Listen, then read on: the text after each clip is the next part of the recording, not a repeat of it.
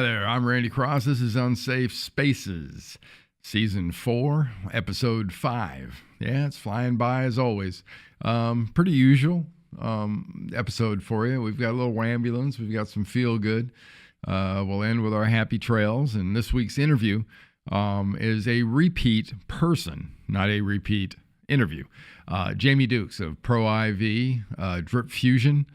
And we're going to get an update on what's the latest with him and the company. And it's a company that I think you'll find is very, very interesting. They're trying to do some amazing work when it comes to especially the scourge, which is the opioid crisis in our country. So let's get to it right now with Jamie Dukes.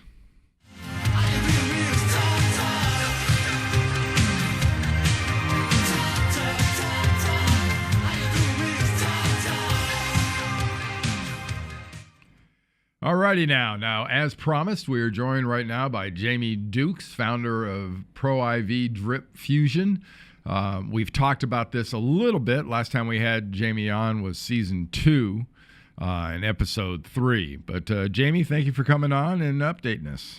Oh, man, it's good to be on, man. Thank you for hosting on Friday on the International Opioid Conference. It was, I'm sure it was enlightening for you to see all the pieces. You've been a part of this thing from the ground up, so to speak. So, really appreciate that as well. Nah, sure. It was my pleasure because the update, and like you said, sort of keeping tabs from afar. It's been quite a bit of progress for you guys over the course of about the last year and a half? Because with everything else, what that has anything to do in the medical industry, a lot of studies, a lot of tests, everything else. So what's the latest with ProIV and Drip Fusion? So for those who listening, just catching it for the first time, what we've done is we've developed, as it stands right now, the only solution here in the United States that is an opioid alternative that's non-opioid, non-steroid, non-addictive, 97% all natural, and also covered by every major insurance carrier. And I'll pick up on that last piece because, as you mentioned, over the last year and a half, we've had the treatment, for probably 3 years now. And, and it's unfortunate because last year, 72,000 people died. And it's one of those things where it's very difficult to introduce something new into the marketplace. And unfortunately, it just takes time. And so the last piece for us was getting credentialed by all the major insurance carriers, going before their medical boards and showing them and demonstrating to them with research that we collected from a veteran study that we did out of St. Louis with Dr. Eric Naputi, that the drug was safe. I liken it to, the fact that with the drug, what we're putting in your body is really less than what you would take with a kid's chewable vitamin. That's how safe the drug is. And so, personally, just like I do, Randy, to have that kind of treatment and how effective it is and doing minimal impact to the body and attacking the inflammation because we're old and played that little game called football. And some of us were actually world-renowned discus and shot put guys. I stopped in high school, by the way. Yeah. Just in case your shoulder and back didn't take enough beating. Then you go on and add to it.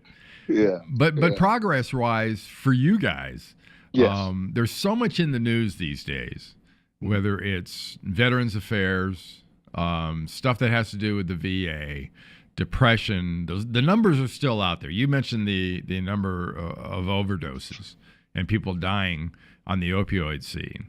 We still have numerous veterans dying out there. Yes. Suicide rate is crazy.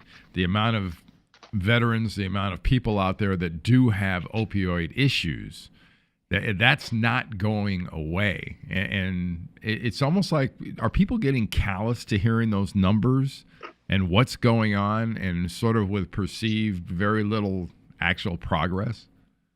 Well, I don't think it's callous. I think that you do get numb, yes, but at the end of the day, think about what's happening, what they've recognized, and what they're willing to do. And I'll just say it, and I'm not a THC basher at all. I'm a THC supporter, mm-hmm. but that you have government agencies now willing to, quote, air quotes, hold their nose to take CBD hemp products or THC related solutions and look at that and investigate that. And then go back to the witchcraft of medicine and say, oh, maybe chiropractors, maybe that is the right way to go. So they are, because they're willing to embrace there, I think the environment is right. And now you have a solution like, what we have, whereby, pharmacologically we can affect the body, because that's where the problem lies, is that how do you affect the sourcing of the pain or the issues or the mental issues? And so that's where our technology comes in.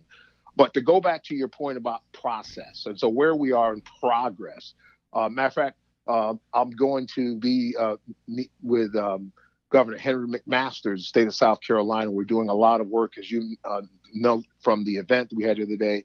We're going to be, number one, looking at piloting with a hospital group in South Carolina, a research hospital there in South Carolina. They're going to pilot along with a bunch of the different affected areas across the state. So we're finalizing our proposal to the state legislature. The resources are there for the treatment. And so part of our process is that we'll be going as the guest of the Congressional Black Caucus for the state of South Carolina to kind of put the final pieces together. But we have a great, because with this, you have to pilot. You have to take the first steps, do the research and all of that in a clinically controlled environment. And then that's what will allow us to take it on to the next levels. And so in South Carolina, in the state of South Carolina, we'll be able to take those first steps here in the next 60 days. Well, if you don't mind rehashing now, from what you did in St. Louis, what came out of that study, out of that group, that you can look at going forward here with the next one? Well, what that study did for us, and let's just think of it from this perspective. The research cost. So it cost, and this is as of 2014, it cost $4 billion to take a drug from air all the way through FDA approval. That's just how expensive it is. That includes the research and the different types of research that has to be done. Fortunately for us, many of the elements in our solution were known elements that were on the formularies of either they're already FDA approved drugs or they were from an FDA approved registrant. So that helped us expedite things and bring the cost down as it pertained to St. Louis. So what we did now we're able to do is say, hey, look, this treatment, this formulation that we have right here is on your formulary right now. Every single one of these elements, it has its own code. Okay. Now, we are going to show you and demonstrate that utilizing this formula that's already on your formulary, we can have this outcome. And so basically the results from the tests we're using we have two panels. One is ProIV base, and just to keep it kind of simple, we made that for civilians, people who are just dealing with some kind of chronic little carpal tunnel here or there. And then we made ProIV Elite, which is really more for athletes. But again, if you got a bad back and you had a C4, blah, blah, blah, your neck's fused, this, that, and the other, and you weren't an athlete, you were in a car accident, that formulation is actually going to be better for you. Right. So it's beyond sports. But the point is so we used our base formulation, and the results were in the study we yielded on average. So it was a 100 veteran study. Okay. And so the average improvement was 65% improvement with our base formulation. And so we had several people and we used from a measurement perspective, two of the industry's most recognized pain scales, if you would, or quality of life is one is the VAS scale. What is your pain on a scale of 1 to 10? And then the other one was the RAND Corporation's SF-36. And that's a quality of life, that talks about a whole lot of different other things. And that's a whole different subset of data. So we utilize those as our metrics for our research. And that's kind of how it brought us to this point. And going forward now with this hospital, this facility, let's call it, in South Carolina, how will that sort of expand what you've already done? Well, what it does is it allows, and so history is being made, when you think about it from this perspective, in that they become the first hospital to research an actual treatment. And I mean, there's other been that have been treated, but this is a very viable, that's got data to support it, that is as safe as this drug is. So they would be, the first hospital to investigate it. And then the process is we have to get approved by their IRB, the Investigative Review Board, for the study. And that gives the study design, who is the patient population we're looking at. So the two things we'd be looking at is prevention, number one, because if a person is never exposed to an opioid or exposed to a minimal amount of a narcotic, there's a lowest percent chance that they'll get hooked on an opioid. So that's prevention. And then you have, so for example, in South Carolina, this particular hospital, their demographics, and it's same in most of South Carolina, is that 74% of their patient population are either senior or veteran. And so you have a significant amount of folks that are in those demographics that are affected.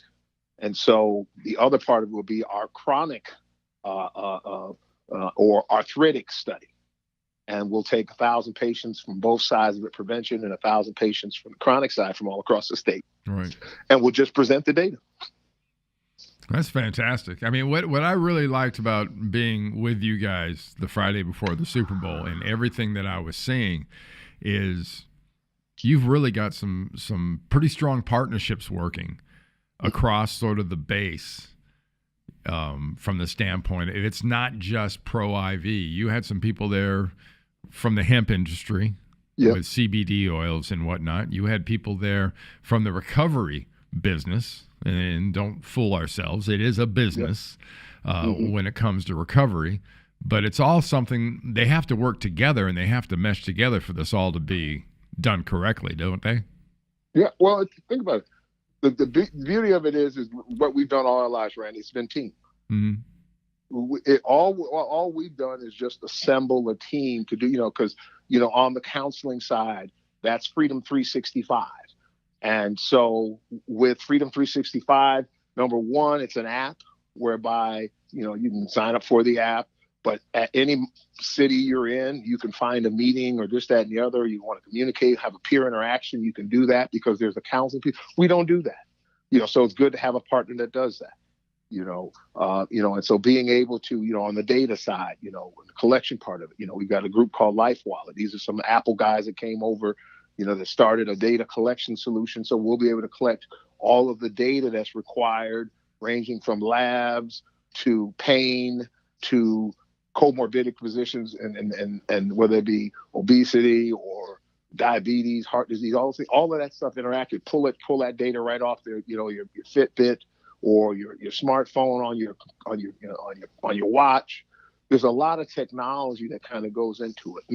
You met the folks from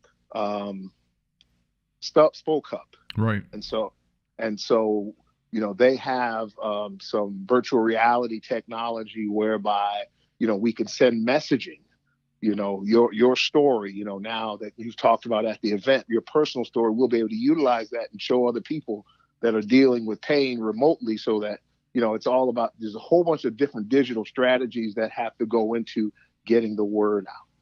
So there's just a lot of different pieces. And so we just wanted to put those pieces together so people can kind of see what the relationship was and how all of these pieces could or could not come together. Like may not need CBD oil. You may just use our treatment, so it's just one of those things you just have to gauge, what's best. Now, how important in this whole formula was getting the insurance companies involved? And the fact that they're going to pay for it. It was everything. It was the point. And that's what really kind of stopped us down, because we haven't made any money on the business side of things. And it's been pretty much just, my investment in, and God, the name of the book is going to be 2 Fish and 5 Loaves of Bread, because somehow we put this together like that to get us where we are. Yeah. But, you didn't exactly raise $4 billion to get this. Because think about, we got 2 panels, so that would be $8 billion. How about that? Yeah. But but the point is that, what it allowed us to do was, we were able to, take advantage of the timing of everything, and the sense of urgency around it, and kind of help expedite the clock and bend some rules, with the president's declaration of a state of emergency. You got to kind of get to bend some rules as far as, hey, bottom line is this thing's here and it works. let's investigate it. And so that's kind of how we kind of moved it. That's fantastic. Hey, Jamie, I really appreciate you joining me. Thank you for the update. We will check back, and we will talk a whole lot more about this. Yes, sir. Yes, sir. All right, James. Thanks. Thank you, brother.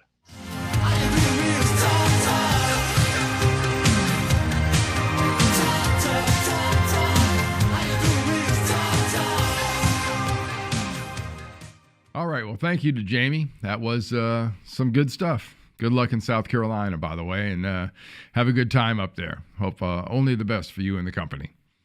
Time now for a little Unsafe Spaces Sports.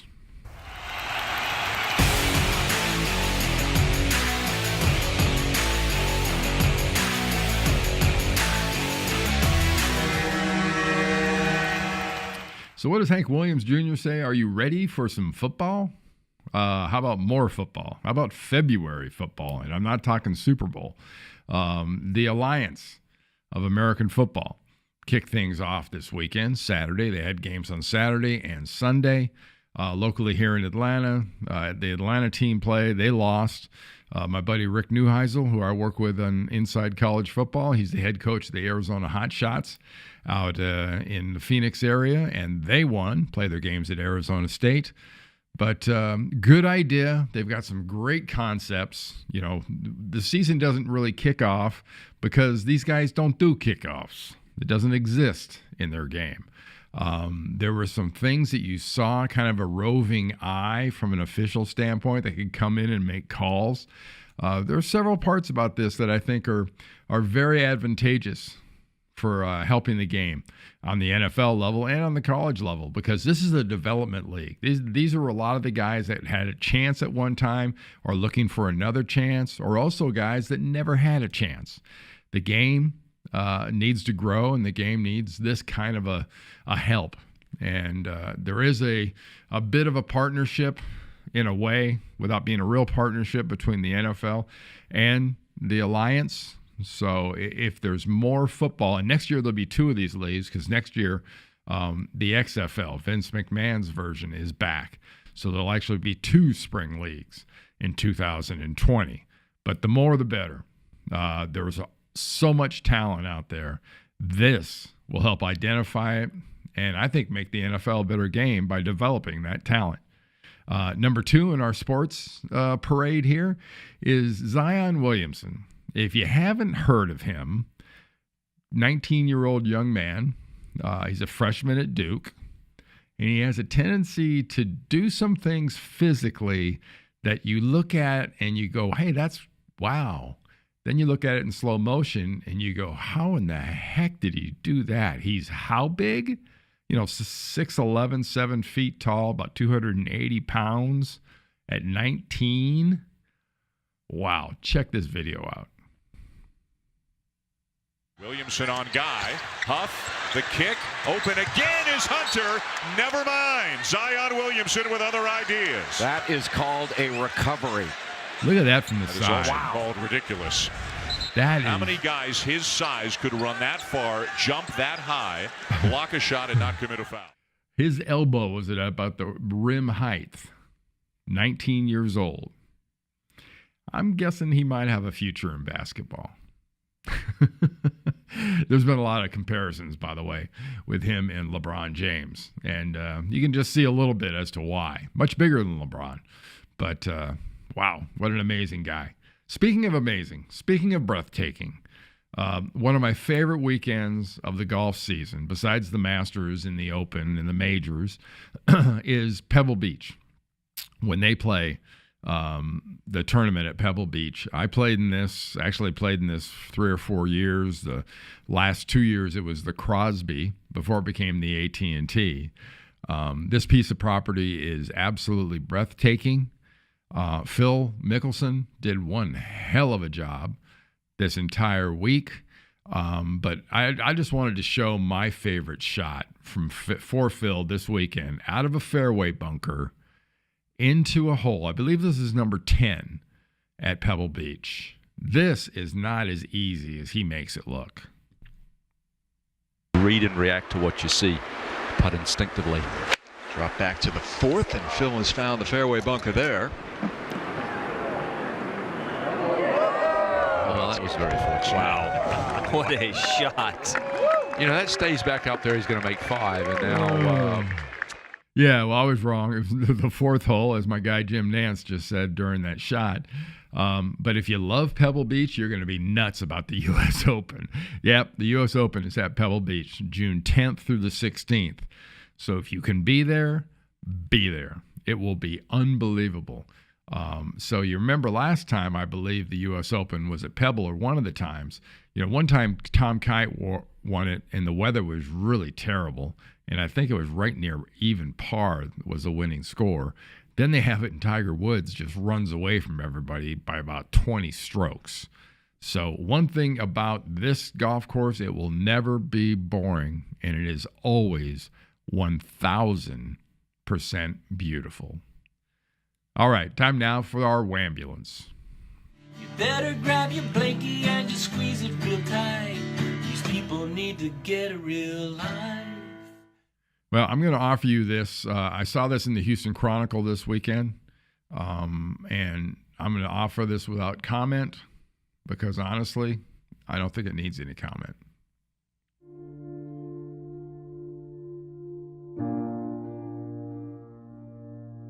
Being raised by your minister is worse than being raised by anyone else. Please understand that this is a real thing that's happening, and there are steps that can be taken.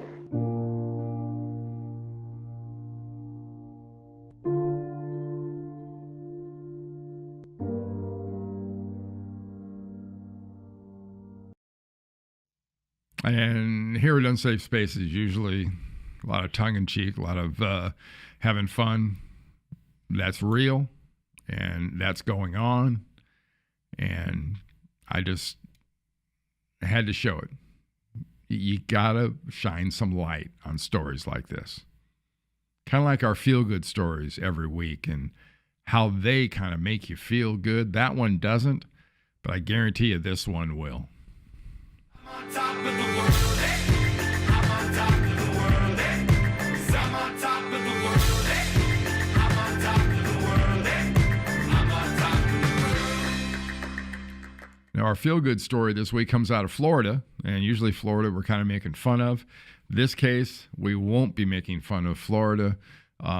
This is really a feel-good story. This just shows you the little things. You get a chance to help. Take the chance. You see somebody needs some help, you give them help. And here's exactly what happened. This is the officer that took the cell phone and shot this video of these young men helping this older couple.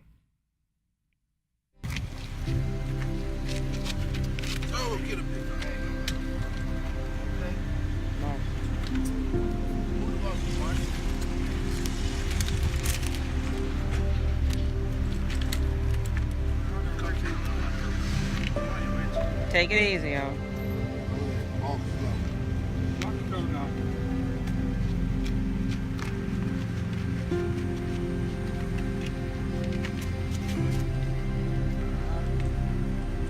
Watch your footsteps, Bob.